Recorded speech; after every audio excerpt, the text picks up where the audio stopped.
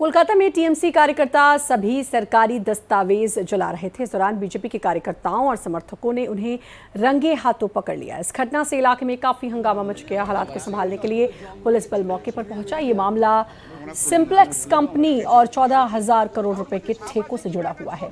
सरकार बदलने के नतीजों से डरकर तृणमूल के सदस्य सबूत मिटाने के लिए सभी दस्तावेज, जिसमें टेंडर और किए गए काम में कथित भ्रष्टाचार से जुड़े दस्तावेज भी शामिल थे, उसे जला रहे थे। आम जनता अब सवाल उठा रही है और आरोप लगा रही है कि सभी सरकारी टेंडर, रिकॉर्ड और भ्रष्टाचार से जुड़े दस्तावेज यहीं रखे थे और उनको जानबूझकर आग लगाई गई। उन्हें एहसास हो गया कि सरकार बदलने वाली है और ठीक इसी वजह से यह हरकत की गई है। और अतुल हमारे साथ, हमारे संवाददाता जुड़ चुके हैं। अतुल, अब 4 मई को नतीजे आने हैं, लेकिन उससे पहले टीएमसी की जो बौखलाहट है वो काफ़ी दिखाई दे रही है। कहीं कुछ दस्तावेज जलाए जा रहे हैं, लोग कह रहे हैं कि भाई सरकार बदलने वाली है इसलिए ऐसा हो रहा है, जो अभी खबर बताई, और कहीं स्ट्रॉन्ग रूम में छेड़ाछाड़ी हो रही है। इसका आरोप जो है वो टीएमसी लगा रही है। आधी रात को काफ़ी बवाल हुआ।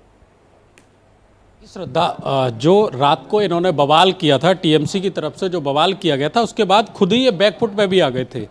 जब रात को ये धरने पे बैठे थे तो शशि पांजा और कुणाल घोष ने कहा था कि अंदर जो बवाल हुआ है, जो छेड़छाड़ हुई है, उसको लेके हम यहाँ परेशान हैं, बाहर बैठे हैं, बीजेपी और चुनाव आयोग मिले हुए हैं। एक वीडियो भी कथित तौर पे उन्होंने जारी किया, लेकिन वही शशि पांजा और कुणाल घोष 1 घंटे बाद ये कहते हुए नजर आए कि स्ट्रांग रूम में कोई छेड़छाड़ नहीं हुई है, हम संतुष्ट हैं पूरी तरीके से। उसके बाद फिर इस मामले को हाई वोल्टेज तरीके से मैनिपुलेट किया गया। ममता बनर्जी भवानीपुर पहुंचती हैं, 4 घंटे लगातार जो स्ट्रांग रूम है उसमें रहती हैं। चुनाव आयोग सामने आता है और सिरे से ये सब आरोप खारिज करता है। तो ये जो तरीके, ये जो राजनीति वहाँ चल रही है, इससे 2 चीज़ें समझ आती हैं। एक, जो कहते हैं ना, तूफान के आने से पहले की जो आहट है, वो भाप गई है ममता बनर्जी एक्चुअल में। लेकिन यहाँ पर यह समझना होगा अतुल कि बड़ा खींच वाला नेचर है ममता बनर्जी का। अगर उनके एक बेसिक नेचर की बात करें, आईपैक का मामला होता है तो पहुंच जाती हैं, वहाँ पे झल्लाती नजर आती हैं। अगर सेंट्रल से फोर्स या सेंट्रल से किसी को आईपीएस अजयपाल शर्मा या किसी को भेजा जाता है तो उनकी खींच दिखाई देती है। यानी कि उनको लगता है कि इतने सालों तक जो उनके हिसाब से होता रहा उसमें कोई छेड़ाखानी नहीं हो सकती, भले ही सेंट्रल गवर्नमेंट बिल्कुल कायदे और तरीके से उसको कर रही हो। अब यहाँ पर देखिए, क्या कोई मुख्यमंत्री किसी स्ट्रांग रूम में जाकर आज तक बैठा है कि वहां की निगरानी की हो? ये किस बात की इनसिक्योरिटी है भाई? जनता के हवाले है सब कुछ। जनता ने अब वोट कास्ट कर दिया है, सब कुछ ईवीएम में कैद है, लेकिन अभी भी डर है। देखिए श्रद्धा, ये कोई भी राजनीतिक दल हो, आप देखिए जब 2022 में यूपी का चुनाव हुआ तो उसके बाद भी ईवीएम पे ही सारा ठीकरा फोड़ा गया, क्योंकि ईवीएम तो बेवफा यहाँ भी थी वहाँ भी होनी है। तो आप समझिए कि जो पहुंची ममता बनर्जी, 4 घंटे स्ट्रांग रूम में गई रही, लेकिन उसका रिजल्ट क्या? लेकिन रिजल्ट तो कुछ भी नहीं था ना। रिजल्ट में जहां जहां आरोप लगे वहां बाद चुनाव आयोग ने क्लैरिफिकेशन दिया कि नहीं भाई, ये जो राजनीतिक प्रोपेगेंडा आप लोग फैला रहे हैं उसमें आप फैलाते रहिए, लेकिन स्ट्रांग रूम में कोई छेड़छाड़ नहीं हुई। और श्रद्धा, ये सब जानते हैं स्ट्रांग रूम में छेड़छाड़ हो भी नहीं सकती। 3 लेयर की स्ट्रांग सिक्योरिटी होती है।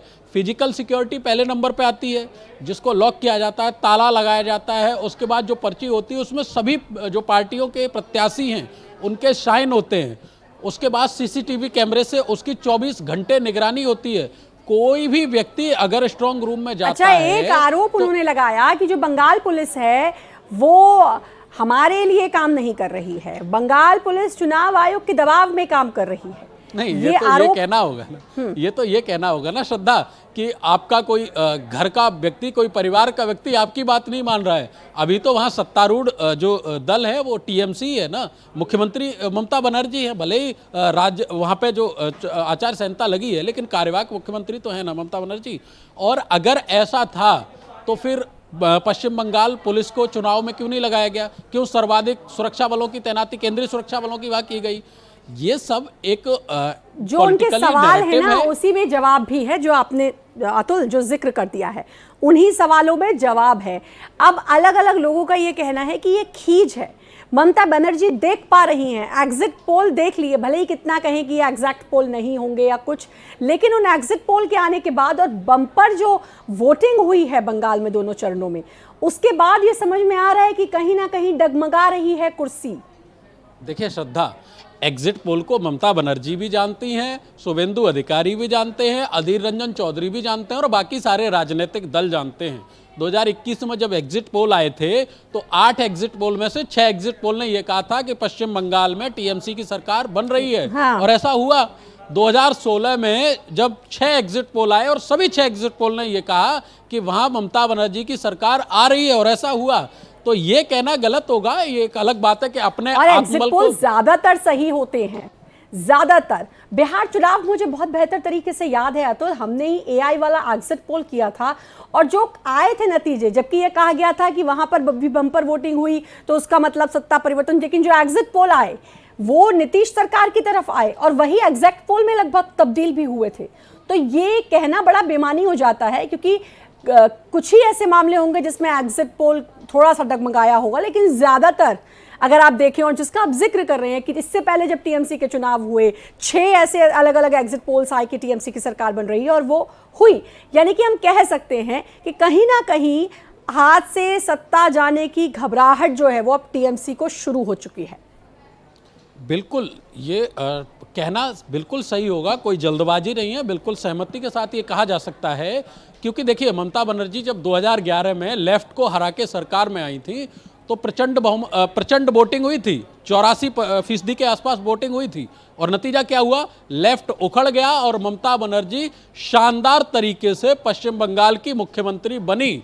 तो ये ममता बनर्जी बेहतर तरीके से जानती हैं। तब तो एसआईआर भी नहीं था। लेकिन ये वक्त और 4 तारीख के बाद तो मुझे लगता है जो भी नतीजे आए, एक चिंतन मनन की जरूरत जरूर हो जाएगी।